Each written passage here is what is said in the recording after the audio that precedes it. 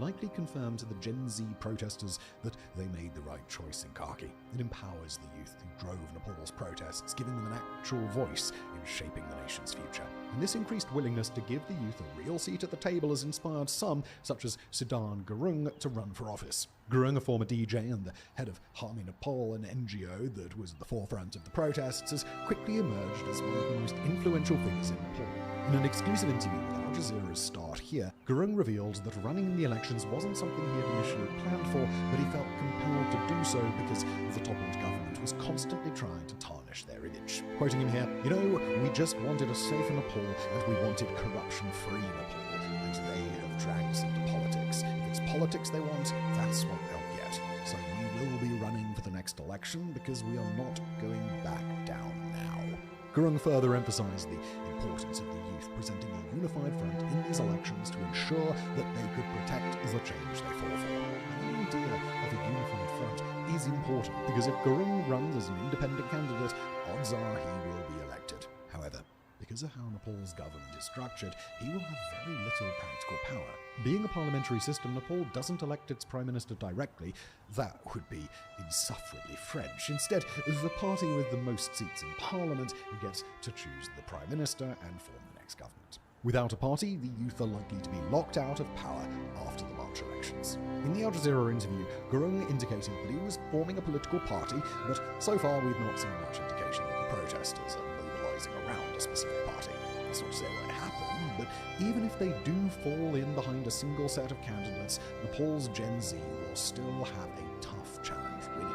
After all, the parties that were previously in power haven't disappeared or been disbanded. Former Prime Minister Oli's Communist Party of Nepal, Unified Marxist-Leninist, which won 26.95% of the vote in the last election, still exists, as does the Nepali Congress Party, which won 25.71%. And while the protests and subsequent dissolution of parliament damaged the reputation of the old guard, it didn't completely eliminate their base of support. Although no opinion polls have been carried out in the wake of the protests, it isn't difficult to imagine that for every young protester demanding something new, there are older voters in the rural heartlands who continue to see parties like UML or Congress as a bulwark against rapid change. That contradiction is at the heart of the upcoming election. Protesters want to push the country toward a new political order, while the traditional parties want to prove they remain the safest option. The old parties can still mobilize money, organization, and cadres in ways that youth activists cannot yet match. The protesters may have shaken the system, but the system still has resources that could prevent them from converting momentum into seats. For the youth, winning over the traditional party's base, which is often made up of older and more rural voters, will be critical in ensuring that their version of Nepal prevails. The other question hanging over March elections is whether Sushila Khaki will run for office. As interim Prime Minister, her is technically limited. Prepare the country for elections, stabilize institutions, and then step aside. However, her sudden rise and the competency of her leadership has made her one of the most popular and trusted political figures in Nepal. So far, Khaki has presented herself as a caretaker, not a contender, emphasizing the neutrality of her technocratic cabinet and the temporary structure of her government. But in a nation where trust in politicians has collapsed, she seems like a natural candidate, particularly among those that we spoke to on Discord. However, others believe that Khaki's greatest strength is her impartiality. Running for office would risk politicizing the credibility she built as a judge and now as an interim leader. It would also risk taking her attention away from the transition. Still, the speculation won't go away. If Khaki does not step forward, the fear is that the choice will boil down to a youth movement still building its structure versus traditional parties that are discredited and organized. For many voters, that feels like a pretty unsatisfying set of options. Khaki could change that by anchoring a broad coalition bridging the gap between young protesters and disillusioned moderates. Still, others that we spoke to suggest that Khaki could endorse a youth candidate rather than run herself. Some of the names we've heard include Siddharth Gurung and Malendra Shah, the mayor of Kathmandu and a popular figure among the protesters. Malendra endorsed Khaki as interim governor, and some believe Khaki returning the endorsement would only be fair. Still, 6 months is a long time, especially in politics, and Nepal's electoral landscape will be completely different come March. However, one thing that won't change is the enormity of the choice in front of the Nepalese people. The revolution was in fact televised. Now the question is whether those who overthrew the old system can harness that energy to construct a new one. Stepping away from Nepal for a moment, we have to acknowledge just how closely the rest of the world is following these events. Nepal is the first country where sustained protests have led to a complete change in here, and that hasn't escaped the attention of countries dealing with similar challenges. Already Madagascar has since dissolved parliament in the face of copycat protests, and other governments in the global south are particularly wary of what happened in Nepal within their borders. Regionally, India and China are monitoring the situation for their own interests. For China, the collapse of Ollie's government means that they have lost a key ally. According to DW, in recent years, Ollie has moved Nepal closer to China diplomatically and economically. In 2017, Nepal joined China's Belt and Road Initiative, Beijing's trillion-dollar infrastructure and connectivity project. Additionally, analysts have pointed to China's apparent fondness for Nepal's left-leaning parties, especially the Maoists and Ollie's Communist Party of Nepal, because they share similar core beliefs. To emphasize how close Ollie was with China, just days before the outbreak of the protests, he attended a military parade in Beijing marking the 80th anniversary of China's victory over Imperial Japan. According to geopolitical analyst Chandra Dev Bhatta, China's interest in Kathmandu extends beyond a shared communist legacy and infrastructure investments. Quoting him here, "For Beijing, a stable and peaceful Nepal serves two purposes: safeguarding Tibet's security and rallying smaller states behind China's global policies. China will be monitoring the elections closely to try and influence the outcome. If Ollie's party can win, then the status quo remains. If the New Youth Party wins, then Beijing will have to convince it that it's a worthwhile partner." India, on the other hand, is monitoring the situation because any instability in Nepal could quickly spill over across the border, causing an increase in insecurity and putting a strain on resources. While security is the main concern, India would like a reliable partner in Kathmandu to continue pursuing smooth relations. Nepal also views the United States as its third neighbor because of the US's global dominance. Recently, the United States provided a $530 million Millennium Challenge Corporation, or MCC, grant to scale up Nepal's energy grids and road infrastructure. The MCC is seen as the Western countermeasure to China's Belt and Road. Washington will be watching the March elections with as much attention as Beijing and New Delhi. If a new government comes to power, it could be swayed to move closer to Washington than China, which would be a major coup in President Trump's continued competition with President Xi. Whatever happens in March, then, Nepal has forever changed how people in the global south interact with their governments, and the world has taken notice. Thank you for watching.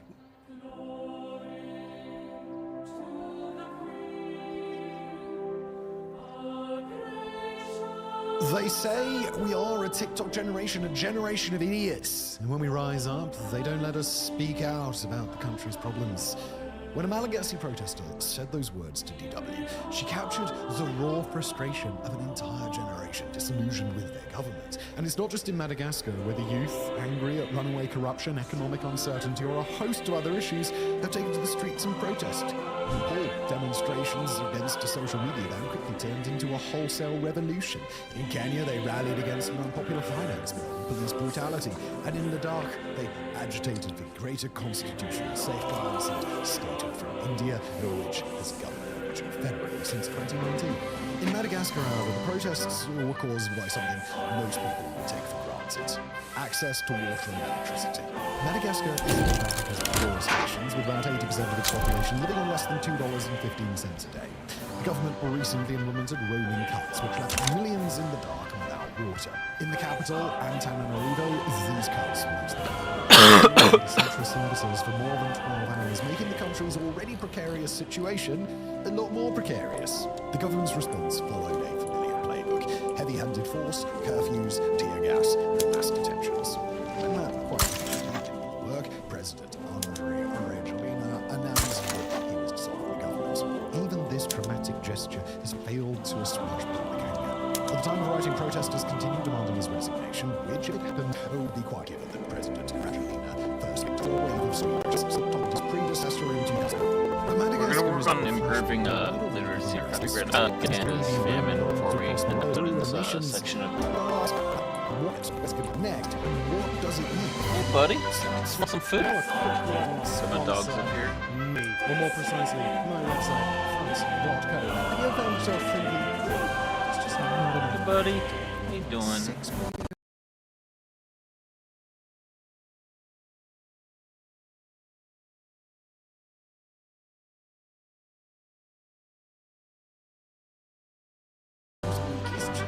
Not enough. What you doing? I want the world to be crazy. I want What the dog doing? more death. What the dog doing? It's extra. Front's content is now at your fingertips over at fronts.co. Look at that, look at that. Yes, starting this very week, we'll be posting 2 exclusive videos every week to our new subscriber-only website, fronts.co.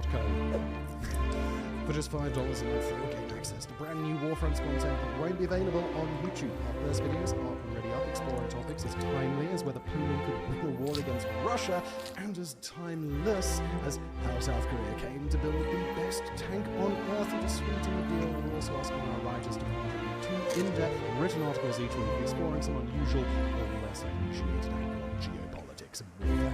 So, not only will you get more of the videos you love, you'll also get a chance to read some of our writers' unfiltered takes on war news. So look, if you like this channel, you'll love Fronts. Again, $5 a month. It helps support us here at Fronts, Warfronts, Political Fronts, and Fronts.co. And nothing is changing here. I've learned from the mistakes of past YouTubers. We are not doing a paywall on any existing content. The 6 videos a week will be here for you just as before. It's all just gravy, baby! But yeah, fronts.co. Just go there. Good to know. It's expensive.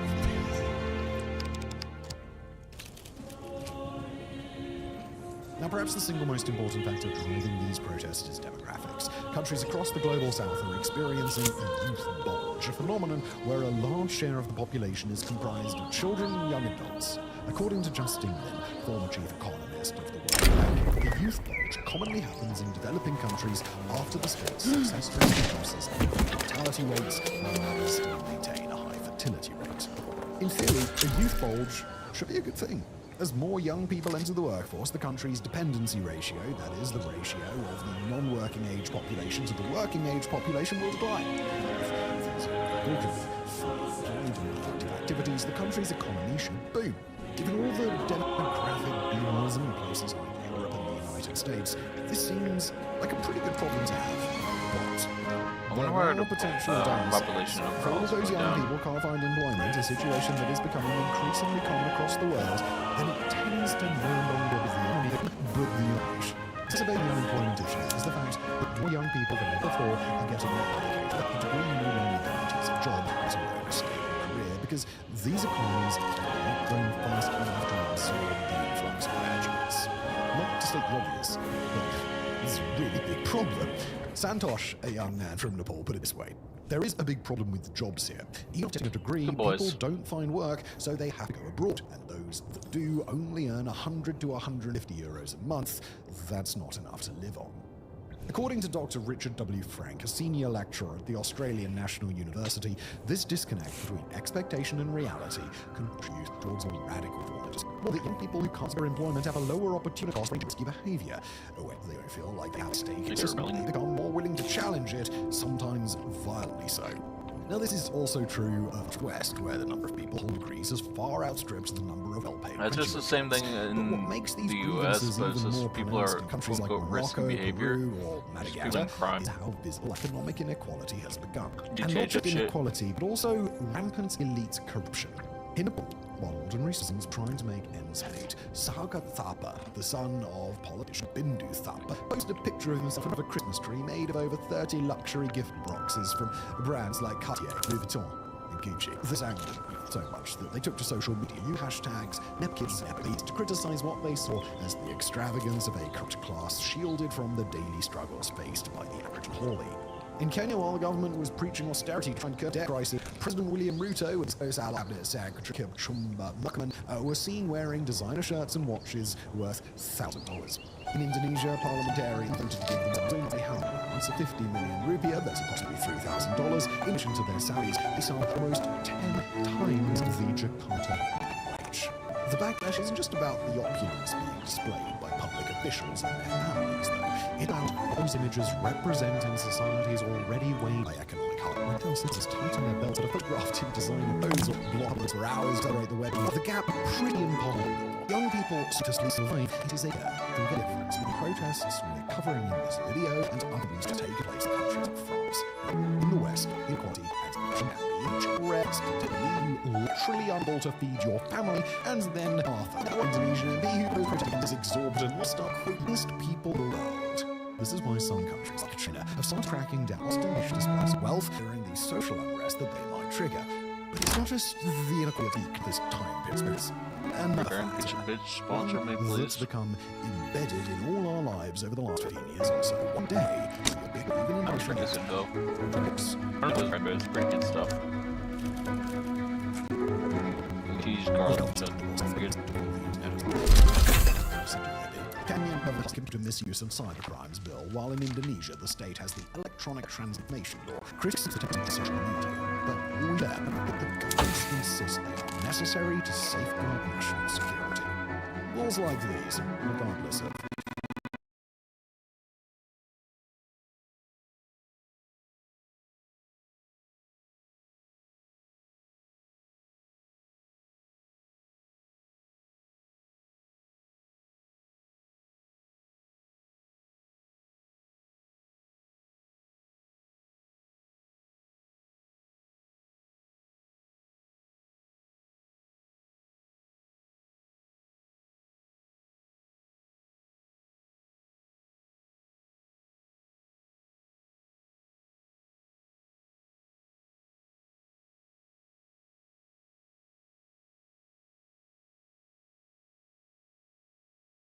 Chatham House, there's been a sort of trivializing of what social media can mean to young people, both in this protest and across the world. Social media did I isn't just just hear a way this that we chat fucking with our same friends. episode, It's or what the a fuck way is we this? connected to any kind of network in society, both Seems like locally he's used and as source, globally. like in Gen multiple Z's first episodes. generations have grown up with widespread access to the internet. And for them, it's more than just a source of entertainment and intriguing documentaries presented by knowledgeable bald men. It's a tool that they use to learn, connect with their communities. I am very bald. To connect with their communities and make a living and hold those in power accountable. Young people across the world have taken to posting content satirizing their governments whenever they feel unheard, mocking politicians through nicknames, memes, and parody videos. When satire fails to change things, internet platforms can quickly transform into protest headquarters. Encrypted messaging apps like WhatsApp and Telegram become command centers for coordinated protesters, while social platforms like TikTok allow stations to live stream party. Protesters in Kenya and Indonesia used these apps extensively, with the deaths of Baruki and Afan Kuranawa at the hands of police. Those videos became rally and mobilized thousands more to take to the streets. As ideas to spread all over the world. This is the key point at home here. 2025 hasn't been a success just because governments this year have been particularly shitty. Or maybe a protest that can galvanize one another, or even give them The global brain across the world. Now shying everything from Malaysia to something to kill us tear gas. Nothing illustrates this global exchange better than the appearance of EU1 protests across the world, from Jakarta to Paris and Antananarivo to Subir Sinha School at the School of London Transport, the new meat, elevating it from a cartoon emblem into a political symbol. Quoting him here, well, all of these basically have rallied around it. They've given it meaning. Somehow this stands for freedom and liberty. It stands somehow. Collective anger. Whoever that guy is like against that shit. Allowed the Not the guy who's protests to speaking, become but the guy who's who's writing in the paper. Contagion. However, the most important is spreading across the world isn't a tactic or a symbol. It's the fundamental realization that governments are neither in every time there's a breach, every time a government acquiesces protesters' demands, it is proof that the status quo can be challenged. There's a reason why so many of this year's names, just as Kenya's 24, the home Nepali politicians were ransacked and burned as they had been in Indonesia just weeks earlier, why the protesters in Morocco have organized themselves in the same way as those in Madagascar or Peru. Yet copycats doesn't mean it. Because while some have already started talking about the Asian Spring, the fact is that all revolution is an outlier. In most other nations behind the Gen Z protests, governments are still standing, and in some, they've become more entrenched.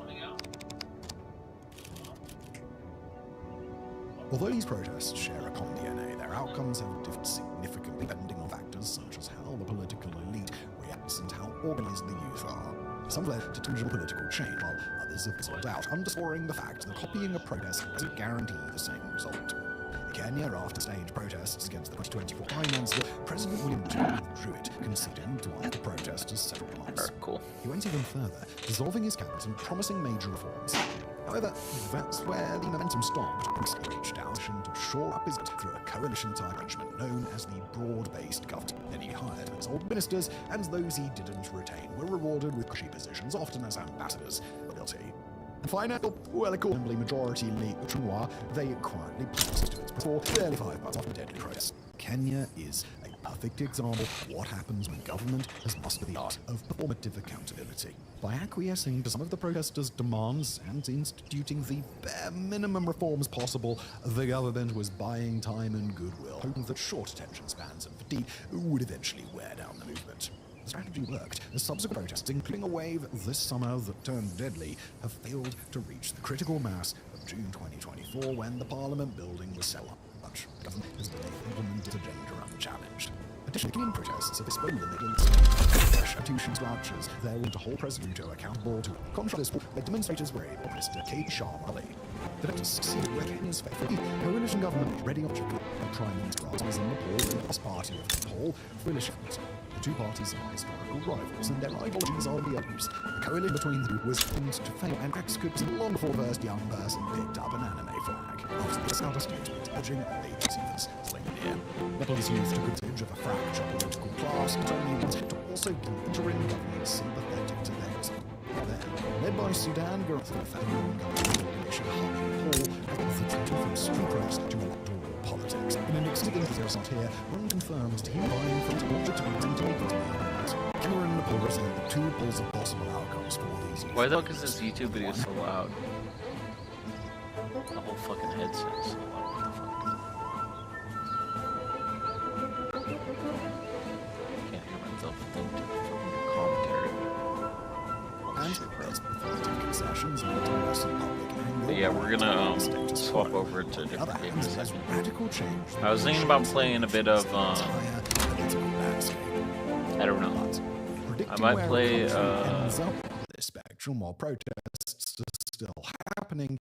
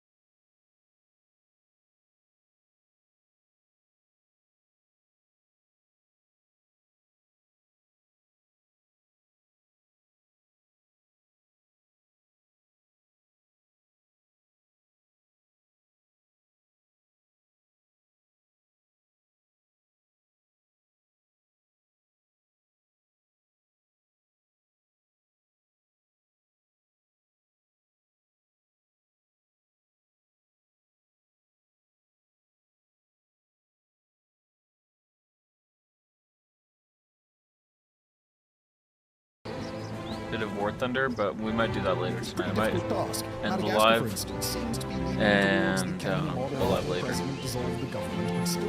even know what time it is. But this is geopolitics, where events can move rapidly in the 2 days between us recording this video and releasing it. Yeah, I'm going to live and edit the video and push it into the ball counters. It's a lot easier to place a country on the spectrum. In hindsight, Indonesia tilts more towards the Kenyan model. According to Liam Gammon, a research fellow at the Australian National University, Indonesian protesters hit a brick wall of elite unity. This allowed the government to skate by with cosmetic changes like reducing lawmakers' benefits while ignoring most of the 17+8 demands, a set of short and long-term measures drawn up by activists to address their concerns. When the press asked Pabaya Sadiwa, the country's new finance minister, about these demands, he dismissed them as the complaints of the poor minority, saying, and we'll quote him here, "That's just the voice of a small part of our people. Maybe some feel disturbed that their lives are still lacking. If I create 6 to 7% economic growth, those demands will disappear automatically." This dude has sold a bill of lies by the fucking European and American financial. Not even, this dude is literally thinking that, not the guy on the screen, the guy who is talking about the people in Indonesia, not the guy in the video, so the leader of this country. What he's basically saying is that, like, the people are only fucking stupid because they're poor, essentially. That's what he's saying. But basically what he doesn't realize is he is like doesn't have shit for money compared to like the people who put him in power by investing in his country, like in the US and Europe. So he's like basically a puppet of US and Europe and China, but like he's like shitting on the people who like are his own people in his country, which is kind of ridiculous. But whatever. Anyway, I might hop off. I don't know how long I've been live for. Let me check. Let's see. Window where it's live.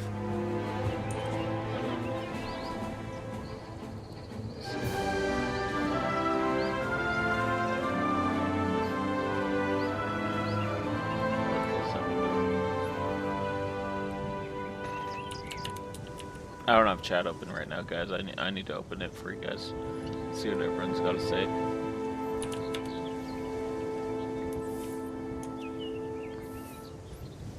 If you have anything we want to play or anything, like even any suggestions for games to play, I'm open to suggestions. I'm kind of hot, so I need to swap what I'm wearing. So I'll go AFK for a second for that, but other than that, I'm gonna be good to keep playing for a bit.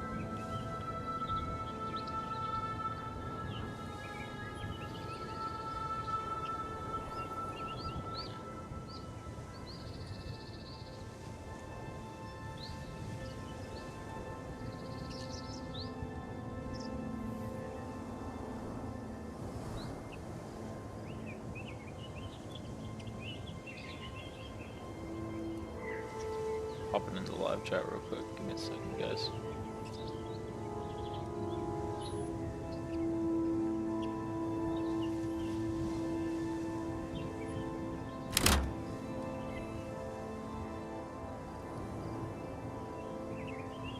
Okay, cool. I have it pulled up now. What's up, everyone? How you guys doing? Pulling up analytics, seeing how we got going on.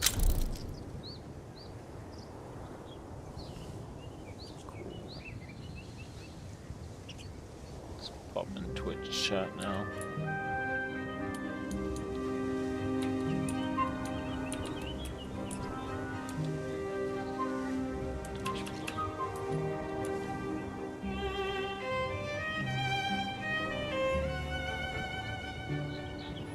Stream miniature is what we want. Everyone's doing good today.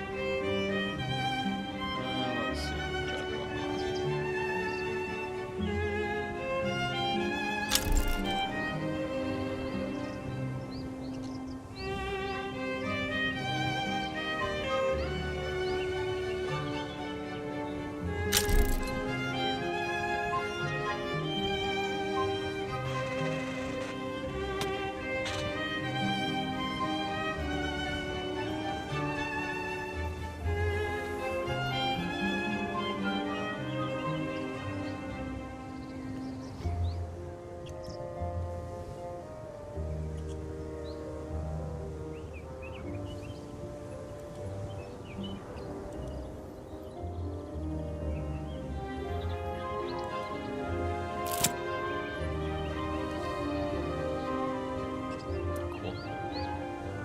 So I got Twitch chat pulled up now. Let me just pull a kick.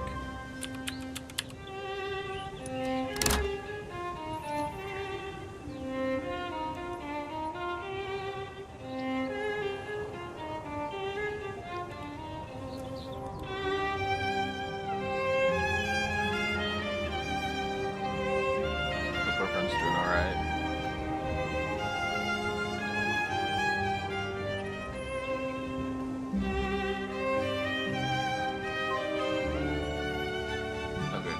Well, I might play a bit of CK3, guys. We'll see what we wind up doing. Let me find a new. Behind every big movement in history, there's a hero, and that hero seemingly gets all of the credit. But behind that hero are other men that were deemed too rough around the edges to get any of the fame. For every George Washington, there's a Daniel Morgan. For every Abraham Lincoln, there's a Cassius Clay. For every Omar Bradley, there's a terrible Terry Allen. And for the United States Navy, there's this man. Today we're talking about John Paul Jones, the father of the United States.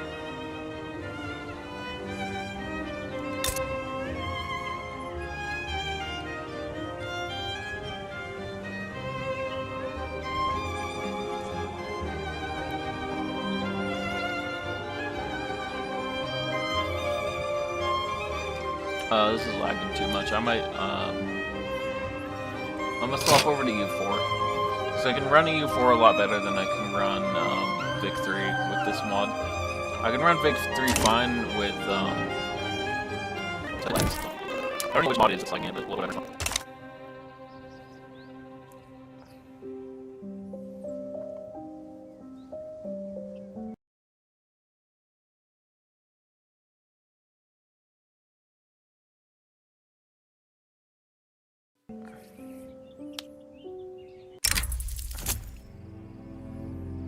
Actually, I might just turn on the AC. I forgot the heat's on the house. Hey Siri, turn the AC on throughout the house.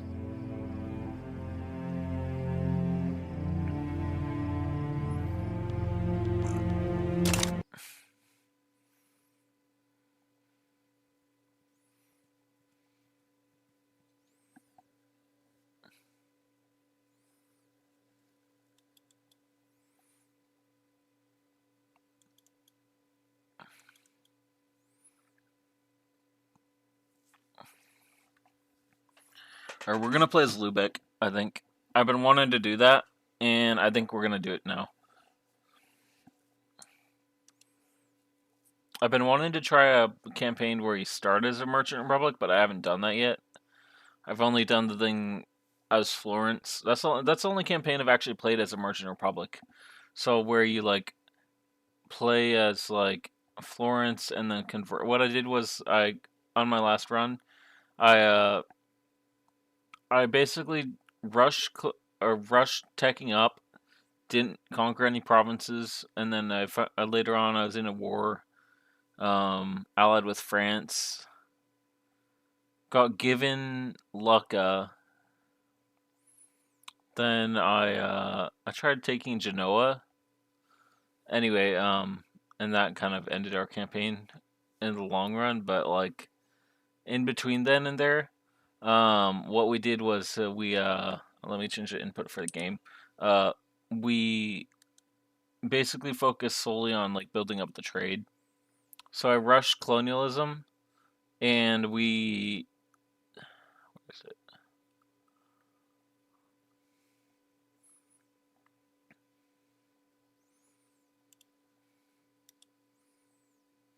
Okay.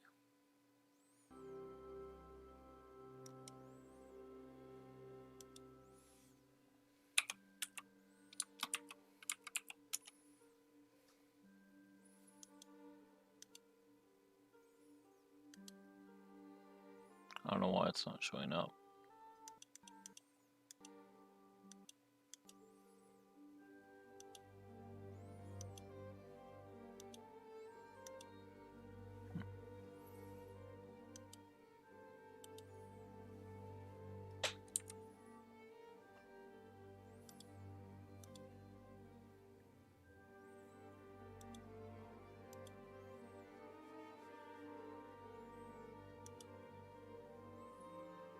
What the fuck?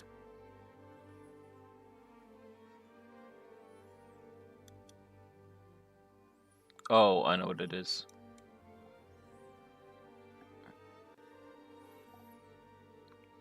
Okay.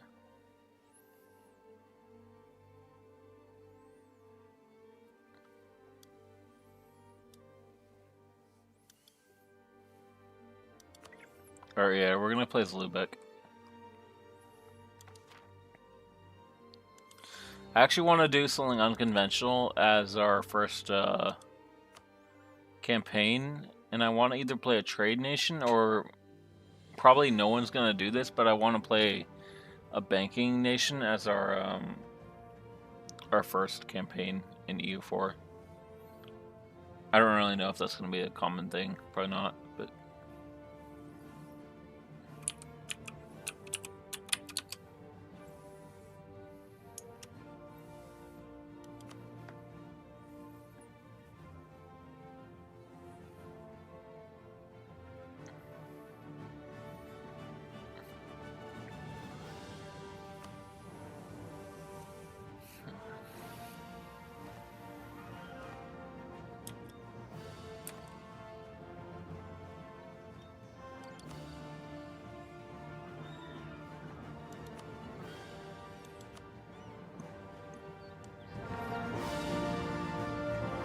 I'm gonna disable the sabotage stuff.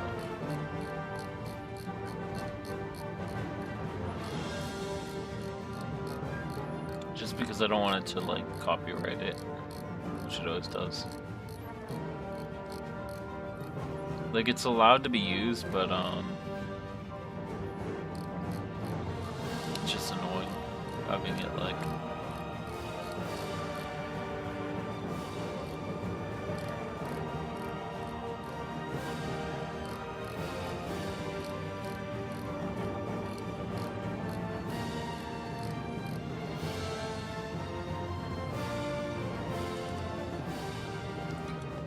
We're good.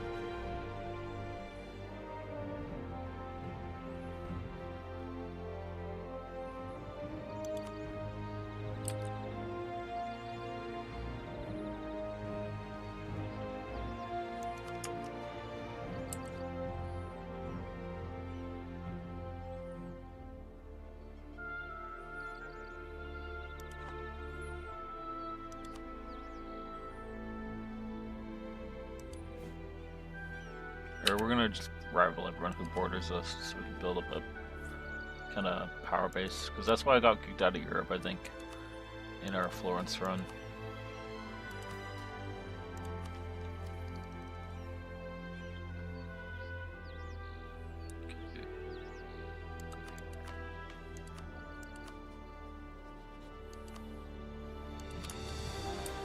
And I think we're gonna ally with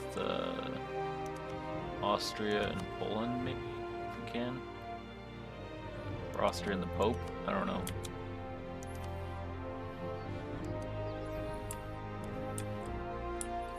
Or Austria, the Pope, and England, I don't fucking know. We'll see.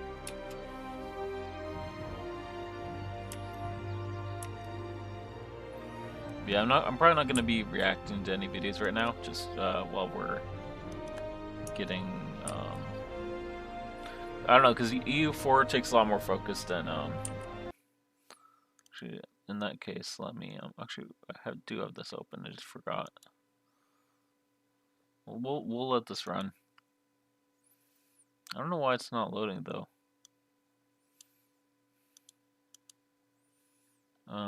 Maybe I have to reset it.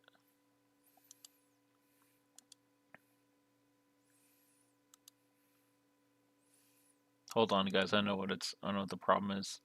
I have I can't watch YouTube for reaction videos while I have the live chats open, and that's just like a problem with multi-streaming because it takes a lot of bandwidth. So let me close these. Okay, close that. And we're gonna reopen the YouTube video we were watching. Let's go to YouTube.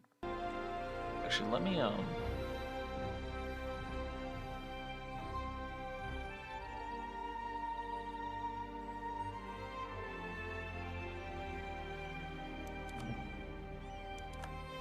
Actually, I should probably be adding people to the trade league before we go off and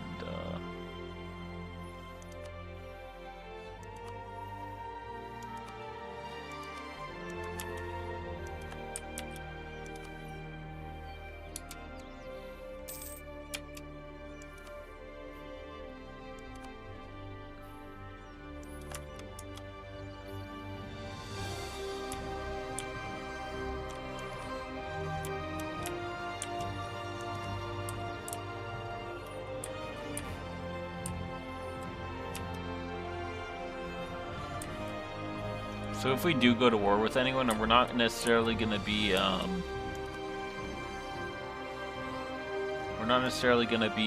working on like annexing them fully. But what I will do is I probably will,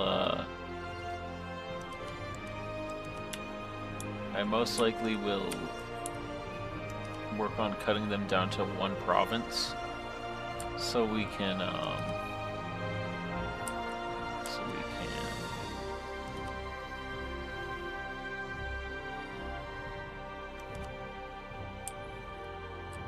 so we'll be able to. Sorry, I'm just focused on this. I wanna eventually expand over to Trade League to Ireland, and but yeah, for now, what do we do? We got this going on. So yes, we can place trade posts. We can form trade leagues.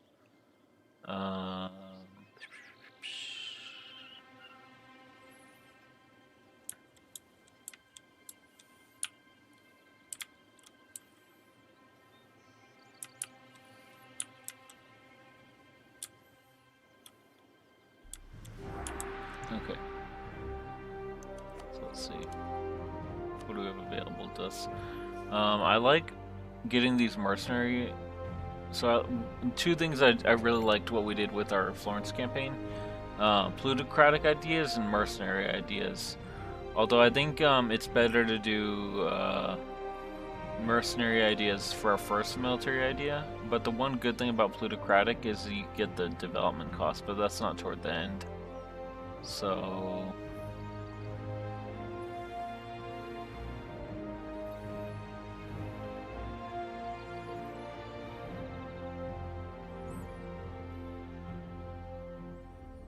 in that case, maybe we'll start with infrastructure ideas or trade ideas, depending on how we want to do it.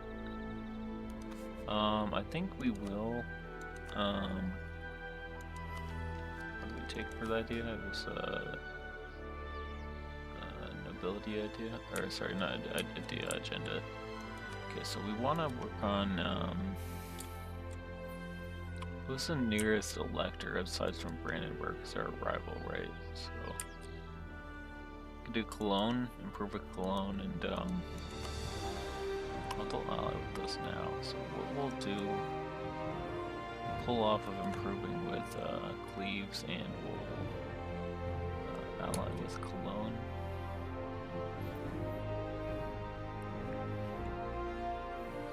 It would be good to ally with someone, or we could swap from Austria later on, but yeah. Because it'll be good to ally with someone who, when the Protestant Reformation does happen, we'll probably swap to that, so. Honestly, I really like the Lubeck animation. Oh, I guess this is all German ones. Why do these have different ones?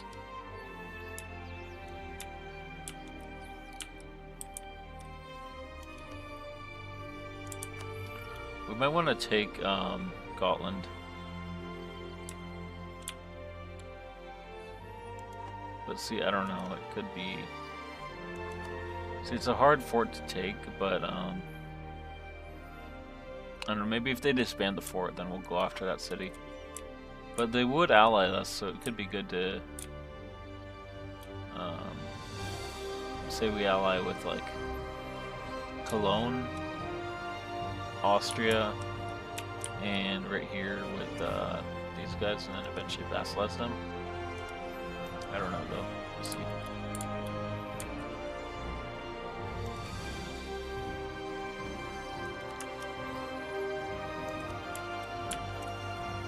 Okay, let me get the video queued up now that it should load.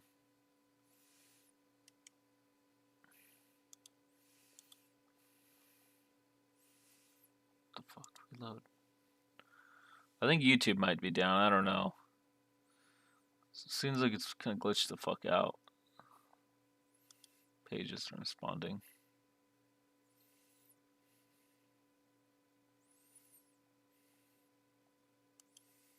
Oh, fuck. That's annoying. I think the internet's going out. Guys, I might have to end the live. I don't know. I'll, where's the live? I don't really know what the fuck is going on with YouTube. It just crashed. Anyway. I might end the live, guys. I don't know if we're still live, so I just don't want to be wasting my time, you know? But I'm gonna run this campaign as a test and maybe record it. I don't know. I guess I could go live and just treat the VOD as like a video. Yeah, I'll stay live, but I'm not going to be reacting to anything. And I might go off webcam. Just because, yeah, I don't know. I want to slouch. You know, lean back.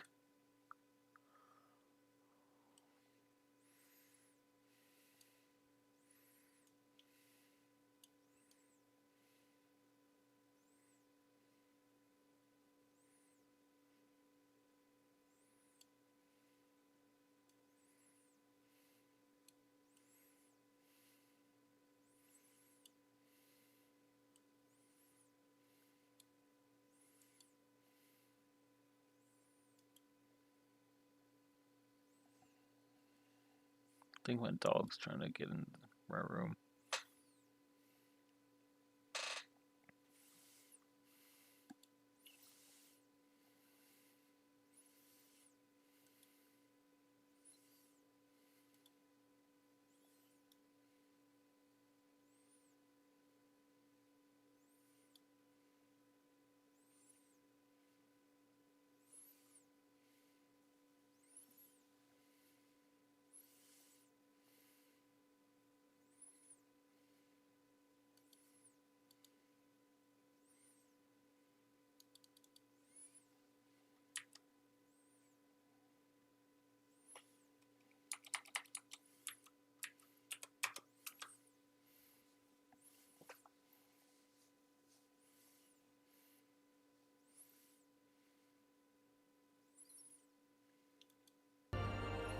Okay, cool.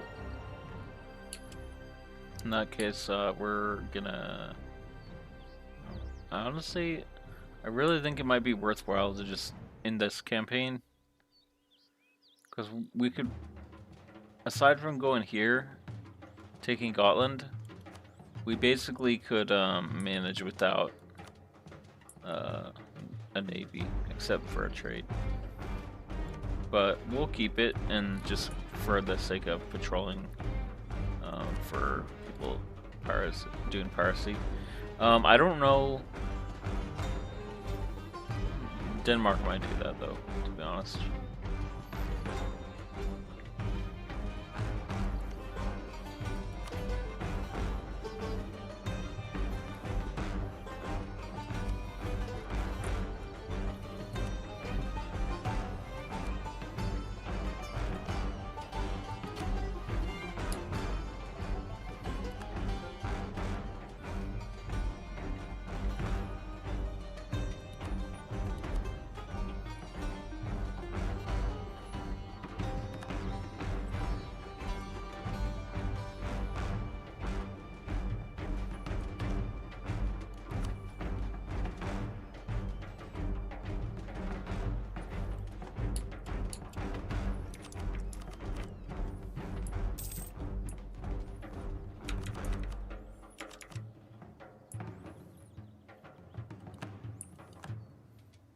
Wait, no, I completely forgot that you can only use the arrow keys in this. You can use WSD.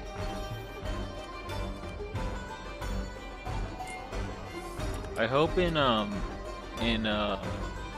EU5 they default it to WSAD and not the arrow keys. Like, I like the arrow keys, but I don't think they're as useful as the WSAD.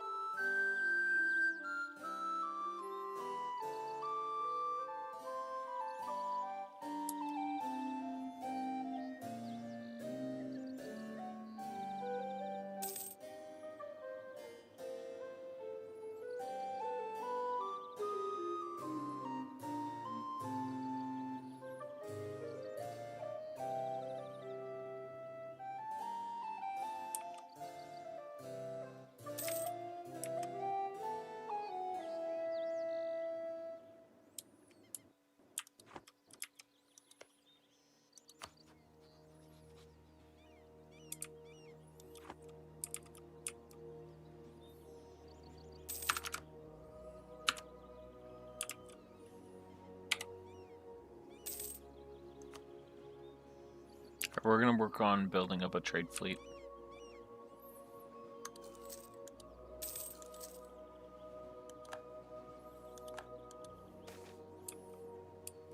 And aside from that, in a few, once we build up some wealth, we're gonna take that.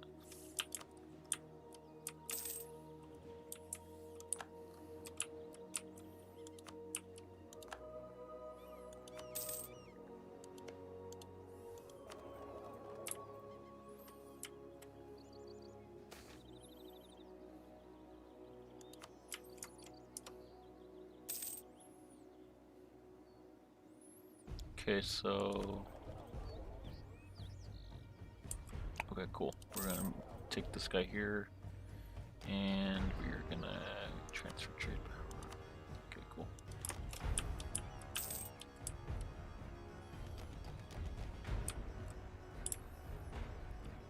Next one we're gonna go to is White Sea, and that's for... yeah.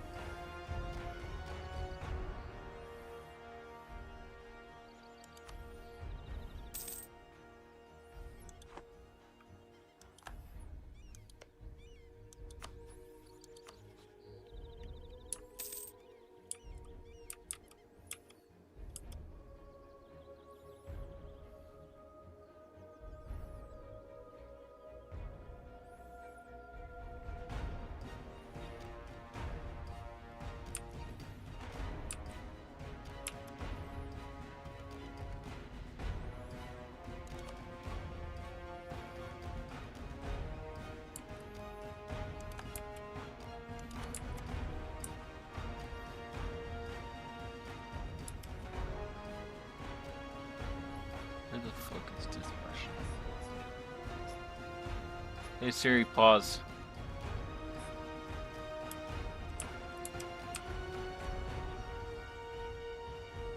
Oh, it's right here.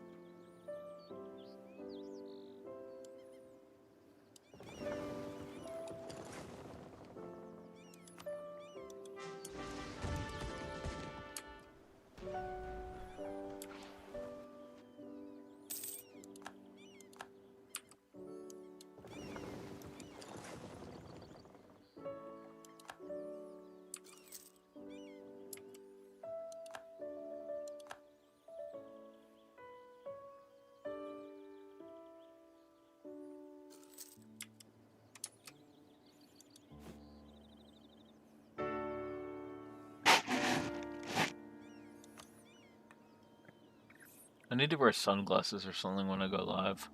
My fucking eyes hurt from staring at the damn screen all day.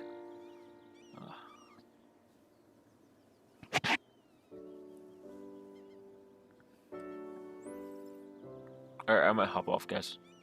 I need to go walk around the block or something, take a break. Anyway, guys, peace out. I had a great one today. It's been a great time, but yeah, I gotta hop off. All right, cool. So with that gone and done, I'm gonna do the pillage, and we're gonna end the video here. Okay, so let's see what we can get.